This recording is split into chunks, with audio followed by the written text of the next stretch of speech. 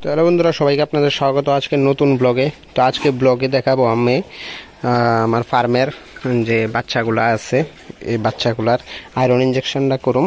আজকে বাচ্চাগুলা 4 দিনের মতো হয়েছে বয়স। তো সবগুলারে গড়টর দুইয়া সানটান করাইয়া খাওয়ান টাউন দিয়ে দিছি। তো সবগুলা খাওয়ান টাউন খাইতেছে। এই বাচ্চাগুলো এখন আলগা খায়, তো এটিও খাওয়ান টাউন খাইতেছে। কালকে দেখাইছিলাম এটির পেট খারাপ, তো পেট খারাপ দেখুন একদিন এক ডোজ ওষুধ খাওয়াইছি, মোটামুটি ভালো হয়ে গেছে। একটার কোনটা জানি রয়েছে, এটাও ঠিক হয়ে যাব। ওইখানে দুইটারা ছিল, এটিরও আজকে গড় ওয়াশ করতে দেখছি ভালো হয়ে গেছে। তো আর এখন করবো আয়রন ইঞ্জেকশন। তো আয়রন ইঞ্জেকশনটা করাই ইমপিরন আয়রন। এটা উদয়পুর যারা আছেন টোকাইয়া হয়তো বা নাও পাইতে পারেন। তো আয়রন ইঞ্জেকশন ফেরিটেজও আছে, ফেরিটেজটা অনেক সময় সাইড এফেক্ট করে। তো বেশিরভাগ দেখবেন সবাই ইউটিউবে আপনারা সার্চ করে দেখতে পারেন, সবাই সুগারের ইঞ্জেকশন আয়রন ইঞ্জেকশনটা এটাই করায়। তো যদি কেউ করাইতে চান, যদি না পান, তাহলে আমার থেকে নিতে পারেন, আমি হোলসেলে আনি। তো আপনারা যদি কারোর লাগে তাহলে আমার থেকে কন্ট্যাক্ট করে নিয়ে যেতে পারেন, যদি কোনো ফার্মেসিতে না পান।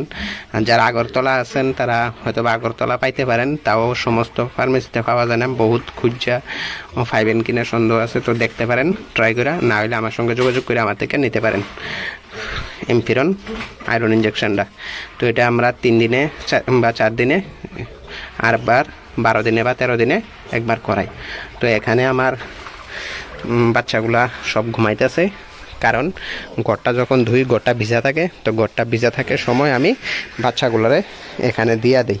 তো ওই টাইমটায় এটি এখানে ঘুমায়। এই গড়টা ধুই না, কারণ এই গড়টা শুকর থাকে না, এই গড়টা খালি। তো বাচ্চাগুলারে এখানে রাখা ওই গড়টা ওয়াশ করি, গড়টা এখন ভিজা। তারপরে আমি এখন যাওয়ার সময় দরজাটা খুললা দিয়ে যাবো। সবগুলা বাচ্চা এই ডোলাটা দিয়ে ঢুকা এদিক দিয়া ফাঁকে দিয়া সব যাইব মার কাছে। এটিরও খানা টানা শেষ হয়ে যাবো, এটিরও ঘুম কমপ্লিট হবো। কিন্তু আমি এখন ঘুমটা ভেঙে দেবো, কারণ আয়রন ইঞ্জেকশনটা করাবো। তো আয়রন ইঞ্জেকশনটা কীভাবে করায় আমি দেখাবো আপনাদের। ইঞ্জেকশনটা করাইয়া অনেকেই একা আয়রন ইঞ্জেকশন করতে পারেন না, তো একাও কীভাবে আয়রন ইঞ্জেকশন করন যা এটাও দেখাবো। দেখেন আয়রন ইঞ্জেকশন করণে এটির আগে কিন্তু আয়রন ইঞ্জেকশনটা করছি। এই 4টা বাচ্চা, এখানে 2টা, এনে একটা, আর একটা কোনটা জানি। তো ভালোই গ্রোথ। আর এটির দাঁতগুলো আমি আগে এটির দাঁতগুলো কাটা হয়েছিল না, কাটুম করে দাঁতগুলো কাটা হয়েছে না। তো এটির দাঁতটিও কাটতে দেবো। এই সাইডটা শুধু আয়রন ইঞ্জেকশনটাই করে দিয়েছিলাম, দাঁততে কাটা হয়েছিল না। তো আজকে সবগুলার দাঁতও কাটতে দেবো আর আয়রন ইঞ্জেকশনটাও করাই দেবো। আয়রন ইঞ্জেকশন যদিও 4টার করাই লাইছি, এখন আর 6টা, যে পরে 6টা বাচ্চা আছে এই ছোটো বাচ্চাগুলো, এটার আয়রন ইঞ্জেকশনটা করাই দেবো। তো নতুন ইঞ্জেকশন আর আয়রন এটা তো কীভাবে করায় এটা আপনাদের দেখাবো এখন। তো এই যে আয়রন ইঞ্জেকশনটা 1 ml এখানে লইছি। তো বাচ্চাদেরকে করার সময় ইঞ্জেকশন এটার মাথাটা, যে ঢাকনাটা থাকে, ঢাকনাটার মাথাটা অর্ধেক এইভাবে কাটটা নেবেন। তাহলে আপনি যখন ইঞ্জেকশনটা করবেন তখন অর্ধেক ঢুকবো আর অর্ধেক ঢুকতো না। তাহলে বাচ্চার হার্ট রেটারে যাইয়া লাগার সম্ভাবনাটা কম থাকে। যদিও নড়াচড়ি করে তবু কোনো কিছু হইতো না। এটা এইভাবে অর্ধেক করে কাটটা নেবেন। তারপর বাচ্চারা এইভাবে পেটের মধ্যে ধরবেন, ধইরা ঠিক এই জায়গাটা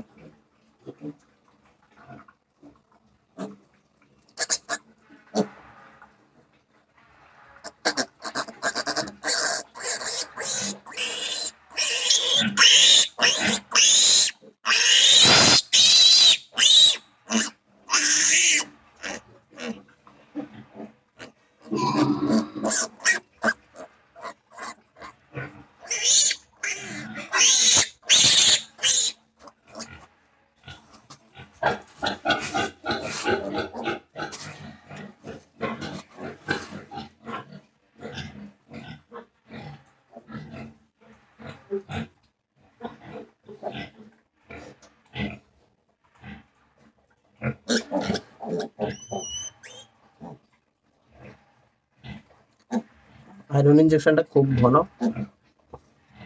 এই লেগে খুব পড়তো, দেখুন ট্যাপ ট্যাপ ট্যাপ ট্যাপ করে পড়ে।